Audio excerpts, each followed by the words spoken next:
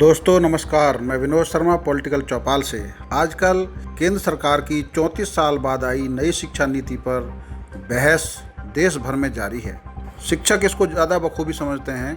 हमने इस मुद्दे पर उत्तर प्रदेश माध्यमिक शिक्षा बोर्ड के 7 साल तक अध्यक्ष रहे और उसके बाद CBSE के 7 साल तक चेयरमैन रहे BP खंडेलवाल जी से बात की।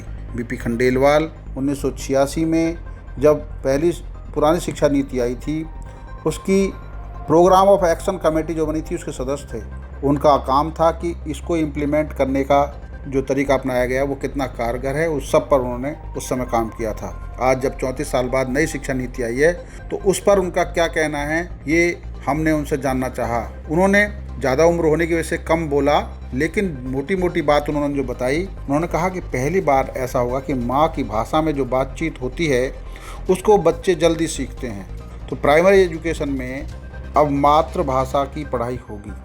मातृभाषा से मतलब बंगाल में बंगाली, पंजाब में पंजाबी, कश्मीर में डोगरी।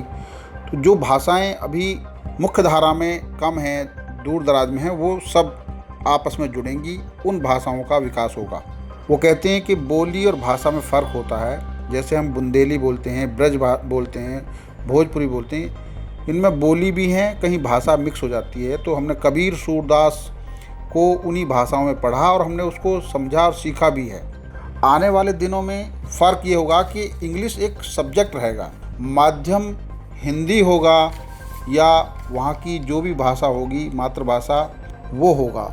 वो कहते हैं कि देखो, तमिलनाडु में पहले अंग्रेजी हिंदी को लेकर काफ़ी हो हल्ला होता था। धीरे धीरे जब हिंदी की स्वीकार्यता पूरे देश दुनिया में बढ़ने लगी तो तमिलनाडु में भी उसका शोर कम हुआ, क्योंकि एक बच्चा जब 3 भाषा सीखेगा, एक हिंदी, एक अपनी स्थानीय भाषा, एक अंग्रेजी या कोई भी ऐसी 3 भाषा सीखेगा तो उसके अंदर ज्ञान की वृद्धि होगी। और उन्होंने कहा कि देखिए, आंगनवाड़ी के साथ साथ बालवाड़ी का इसमें प्रावधान किया गया है और वो बच्चों को सही तरीके से एक माहौल बनाने का काम करेगा। जब बालवाड़ी में बच्चों को शिक्षा का माहौल मिलने लगेगा तो उनको स्कूल में दाखिले में कोई दिक्कत नहीं आएगी, वो उसी तरीके से डेवलप होंगे। इसका फ़ायदा ये होगा कि जो दूर दराज के गांव हैं जहाँ पर शिक्षा पहुँचती भी नहीं थी, वहाँ पर ये शिक्षा पहुँचने लगेगी। हर बच्चे को, उनका दावा है कि शिक्षा का स्तर जो उपलब्धता है वो बहुत ज़्यादा बढ़ जाएगी। उन्होंने कहा कि इसका असर ये होता है कि जैसे इलाहाबाद के एक इमाम की बेटी संस्कृत पढ़ रही थी और उसने संस्कृत में MA किया, दक्षता हासिल की, तो ये एक उस भाषा शैली में पढ़ने का एक असर माना जा सकता है। उनका कहना है कि देश की इस नई शिक्षा नीति से एकता, अखंडता मजबूत होगी और उसके अलावा जो अभी तक रटने वाली जो शिक्षा थी उसको ख़त्म करके ज्ञान से आकलन होगा। किस आदमी के अंदर कितनी क्रिएटिविटी है, किस क्षेत्र में क्रिएटिविटी है, वो उसकी इच्छा के हिसाब से उसको शिक्षा मिलेगी। उनका यह भी कहना है कि ज्ञान और क्षमता का विकास जब होगा तो किसी भी बच्चे को और भी क्षेत्रों में प्राथमिकता मिलेगी। लेकिन BP खंडेलवाल जी कहते हैं कि टेक्नोलॉजी में अब कुछ दिनों बाद आर्टिफिशियल इंटेलिजेंस का काम बढ़ेगा, पर उससे कहीं बेरोजगारी ना बढ़े, इस बात की चुनौती को ध्यान में रखना पड़ेगा।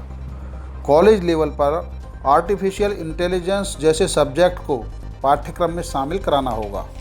उनका ये कहना है कि जैसे भारत में कुछ दिन पहले अटल लैब बनाई गई, उन लैबों में कुछ जगह बहुत अच्छा काम हुआ है। कई छात्रों ने नई खोज की है, सेंसर सिस्टम डेवलप किए हैं। तो इस तरह की जो नई रिसर्च इनमें होंगी तो भारत को विश्व गुरु बनाने में बहुत कारगर होगी।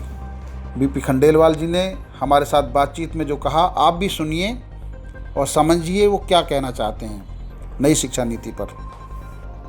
नई शिक्षा नीति बहुत व्यापक परिवर्तन, संशोधन, संवर्धन के साथ पूर्व प्राथमिक से लेकर उच्च शिक्षा तक के लिए संपूर्ण वाङ्मय को सम्मिलित करते हुए अब हमारे समक्ष आ गई है।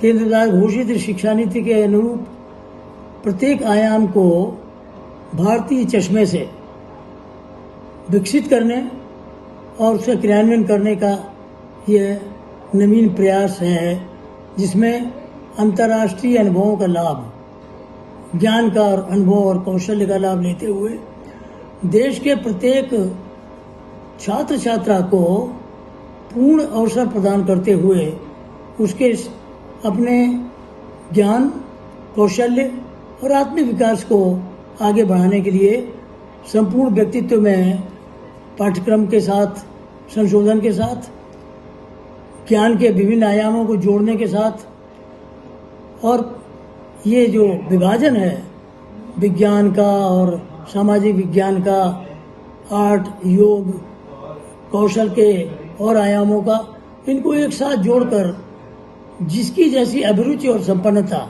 है उसके हिसाब से हर बालक, हर बालिका। नई शिक्षा नीति को लेकर हमारी ये बहस आगे भी जारी रहेगी। देखते रहिए पॉलिटिकल चौपाल। धन्यवाद।